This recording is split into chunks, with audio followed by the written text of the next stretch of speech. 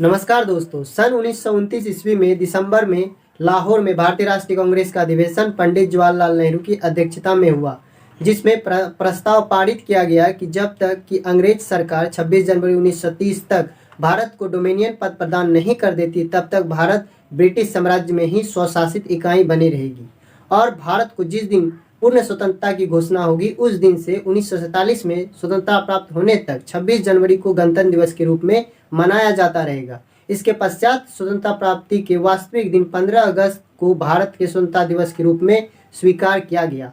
भारत के स्वतंत्र हो जाने के बाद संविधान सभा की घोषणा हुई और इसने अपना कार्य 9 दिसंबर 1947 को आरंभ किया। संविधान सभा के सदस्यों में भारत के सभी राज्यों के सभाओं के निर्वाचित सदस्यों को चुना गया, जिसमें डॉक्टर भीमराव अम्बेडकर, जवाहरलाल नेहरू, डॉक्टर राजेंद्र प्रसाद, सरदार वल्लभ भाई पटेल, मौलाना अब्दुल कलाम आज़ाद आदि सभी सभाओं में प्रमुख सदस्य थे। संविधान के निर्माण में कुल 22 समितियां थीं, जिसमें प्रारूप समिति, ड्राफ्टिंग कमेटी सबसे प्रमुख एवं महत्वपूर्ण समिति थी और इस समिति का कार्य संपूर्ण संविधान लिखना या निर्माण करना था। प्रारूप समिति के अध्यक्ष डॉक्टर भीमराव अम्बेडकर, प्रारूप समिति ने और इसमें विशेष रूप से डॉक्टर भीमराव अम्बेडकर ने 2 वर्ष 11 महीने 18 दिन में भारतीय संविधान का निर्माण किया। संविधान सभा के अध्यक्ष डॉक्टर राजेंद्र प्रसाद को 26 नवंबर 1949 को भारतीय संविधान सुपुर्द कर दिया गया। इसीलिए 26 नवंबर को संविधान दिवस के रूप में मनाते हैं।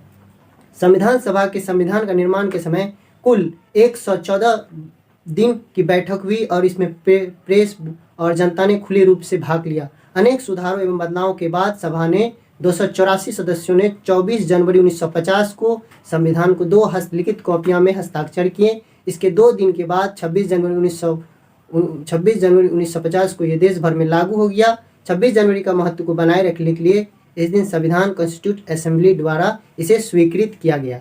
कॉन्स्टिट्यूट असेंबली द्वारा स्वीकृत संविधान ने भारत के गणतंत्र स्वरूप को मान्यता प्रदान की। गणतंत्र दिवस समारोह पर भारत के राष्ट्रपति द्वारा भारत के राष्ट्रीय ध्वज को फहराया जाता है और इसके बाद सामूहिक रूप से खड़े होकर राष्ट्रीय गान गाया जाता है।